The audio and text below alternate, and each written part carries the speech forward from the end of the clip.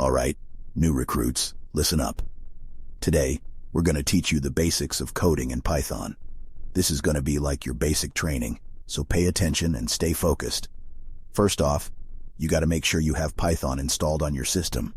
It's like making sure your armor is properly fitted before a mission. Go to www.python.org and download the latest Python release. Once you have Python installed, you can open up an IDE like Visual Studio Code and start coding. An IDE is a coding environment, and there are many to choose from. Research one that looks aesthetically pleasing and be swift with your choice.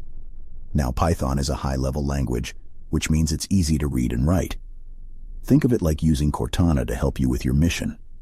Python uses indentation to separate blocks of code, so make sure you keep your tabs in order, just like how you keep your squad organized. Let's start with some basic code. Open up your IDE and type the following. Print open parenthesis, open quotes. Welcome to Python, new recruit. Close quotes, close parenthesis. Once you have run this code, it will tell Python to display a message on the screen. It's like giving a friendly greeting to a fellow soldier. Now let's try something a bit more complex. Type the following code. num1 equals 5, num2 equals 3, sum equals num1 plus num2. Print open parenthesis, open quotes.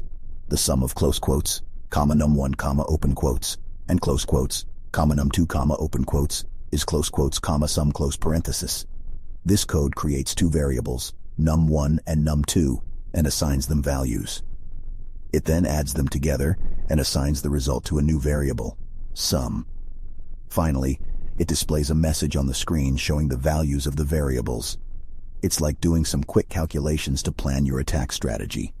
Remember, new recruits, Python has a lot of built-in functions and modules that can help you with your coding, just like how you have access to advanced technology in the field. Keep practicing and honing your skills, and soon you'll be a master of Python, just like how you're a master of combat.